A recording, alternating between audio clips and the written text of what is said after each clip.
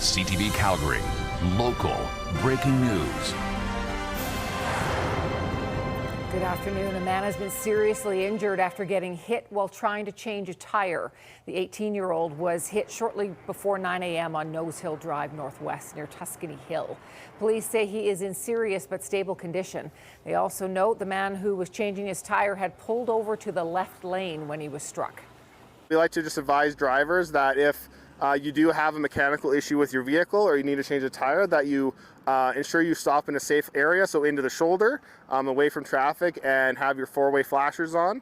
And if you don't deem it safe, just stay in your vehicle. The driver of the other vehicle remained on scene while the passenger was taken to hospital as a precaution. A child has been injured after a hit and run this morning. It happened around 7:30 on Taradale Drive in the northeast. Police say a child was struck crossing the road. They were taken to hospital with a leg injury. Investigators are still looking for the driver, but they have not released any vehicle descriptions. Last month, there was a nearly identical hit and run nearby. Police have released this photo of a woman believed to be driving an SUV that hit a child in a crosswalk. It happened around 3 p.m. on February 10th at the intersection of Taradale Drive and Falcon Ridge Boulevard Northeast. The woman got out of her vehicle, spoke to the child, and then drove away. Anyone with information is asked to contact police or Crime Stoppers. A water main break this morning in the southwest is going to have an impact on Calgary's water demand. The break happened around 5:30 a.m. on Haddon Road. Water flooded the basements of 2 homes and created a river of rushing water. The fire department says initial attempts to shut off the water were unsuccessful. A city crew later managed to turn it off around 7:30. Fire officials say this water main break will affect water conservation efforts, but it's too early to tell by how much. So far, Calgarians are managing to keep demand for water under 500 million liters of water per day. Yesterday, our usage was 496 million liters. A review of the 2023 E. coli outbreak that sickened hundreds of Calgary children shows rapid medical care resulted in fewer serious complications. In the summer of 2023, a large E. coli outbreak occurred at several Calgary daycare centers. 285 children were infected, and 30 to 40 needed daily monitoring for serious complications. 1 in 5 patients can experience life-threatening complications, and the disease can cause kidney damage. Alberta has one of the highest rates of E. coli infection in North America, so the data collected will help with future outbreaks. Alberta's NDP leader tabled a vote of non-confidence in the UCP government over the ongoing separatism debate. The move comes as business and Indigenous leaders raised concerns about the impacts. NDP leader Naheed Nenshi introduced the motion Monday. It argues that separatism talk is damaging relations with First Nations and is incompatible with treaty rights. The motion follows the Assembly of Treaty Chiefs unanimously voting non-confidence in the UCP government, arguing any separation referendum would infringe on treaties signed with the Crown, not the province. We are doing something that we will not stand for any of this talk of separation. We knew that the vote wouldn't pass.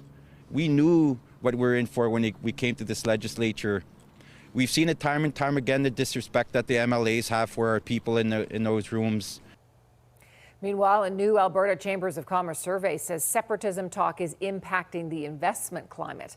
More than half of Calgary businesses say talk of separation is impacting the economy, and 93% of those respondents say the effect is negative. Businesses also say separatism is a bigger concern than tariffs, pipelines, or inflation. The war in Iran is expected to impact more than gas prices here at home. Last time this happened, when there was a boom in Alberta with the oil prices going over $100 a barrel, we noticed that our freight company started charging a surcharge for the extra gas, and then we also noticed that our suppliers started charging more, especially if they're production and they're using oil and gas. Farmers could also have to pay more for fertilizer. A large amount of the world's supply comes through the Strait of Hormuz, where shipments have stopped because of the conflict. One Alberta farmer says they often try to purchase and then store fertilizer when they get word prices are going up. Some might opt to plant different crops that don't require the same type of fertilizer. We don't always know what's going to happen.